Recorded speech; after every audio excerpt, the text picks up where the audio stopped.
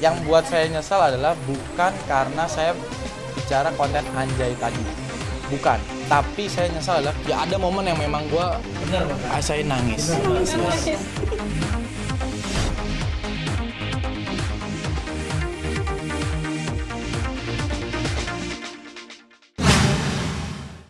Ya, gue menjalanin 4 tahun 2 bulan dengan intensif ya, dengan kasih sayang yang luar biasa, rasa tulus yang luar biasa.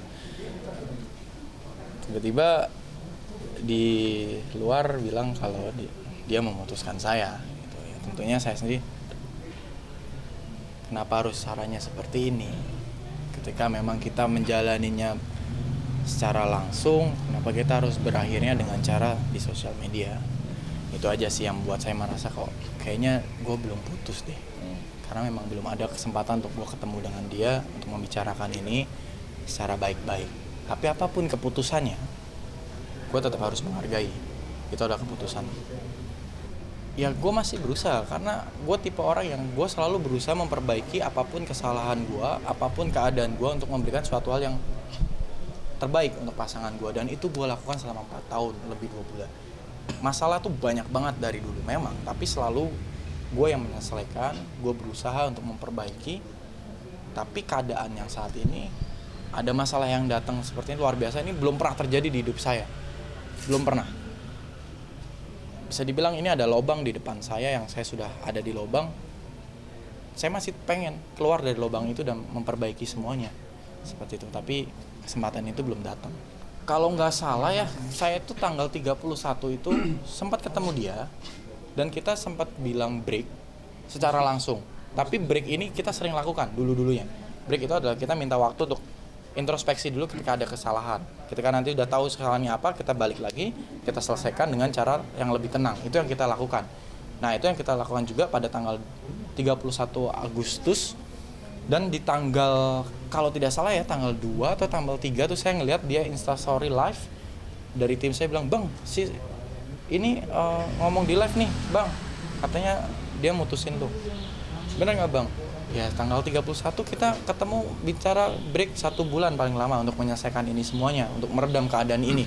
Tapi belum sampai 1 bulan kita ketemu untuk memutuskan gimana hasil break kita, pelajarannya apa yang mau kita lakukan. Tiba-tiba di tanggal itu dibilang putus gitu. Jadi saya bingung, saya harus bersikap seperti apa.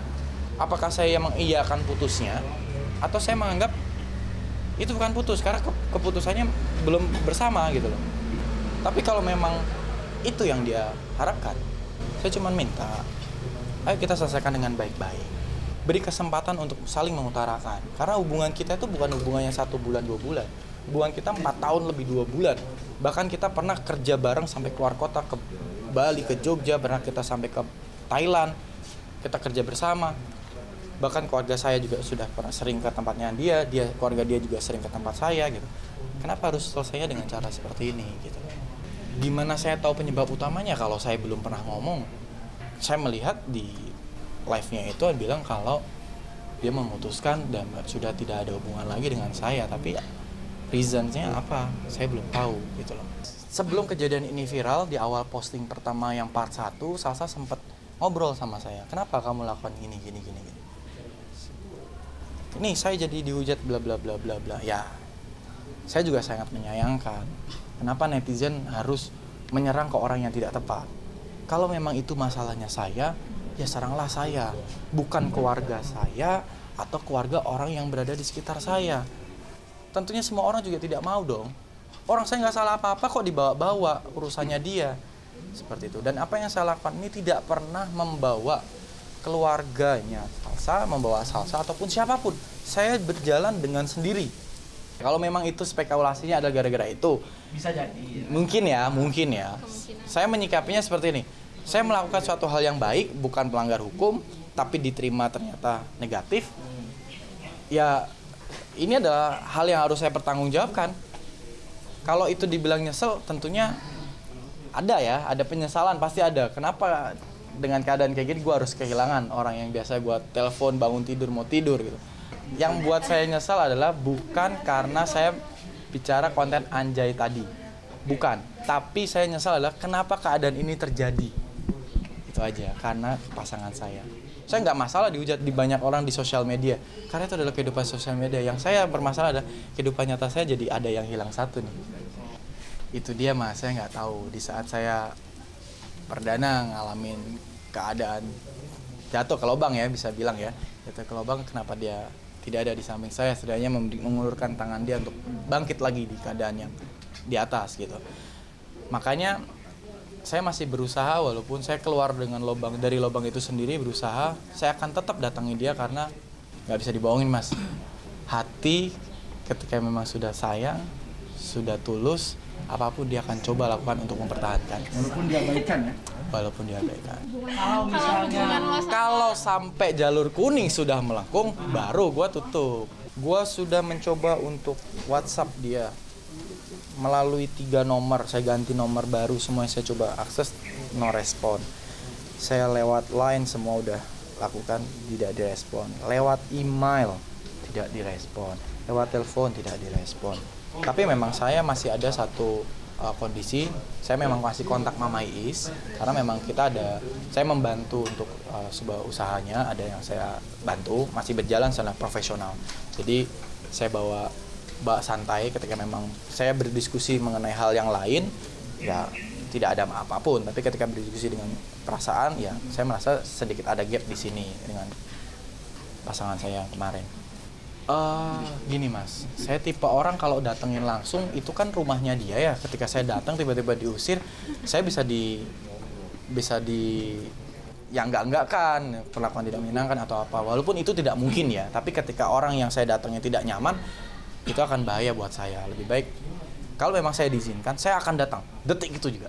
Bukan takut Mas, saya menghargai kondisi Salsa masih dengan kekecewaan yang luar biasa. Karena 4 tahun 2 bulan kita biasanya masuk pintu rumah itu welcome gitu, nggak ada rasa gimana. Tapi karena kondisi seperti ini ya, saya harus kasih waktu dia untuk menenangkan diri dulu. Apa yang membuat dia mengambil keputusan seperti ini? Pasti ada kekecewaan besar.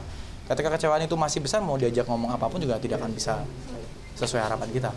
Yes, karena kan Salsa adalah pasangan saya ya kemarin ya. Ya sampai sekarang juga saya juga belum ada putus di saya ya. Gitu. Jadi ya masih ada gap di situnya gitu. Tapi saya jujur, saya masih pengen memperbaiki keadaan ini. Karena apa?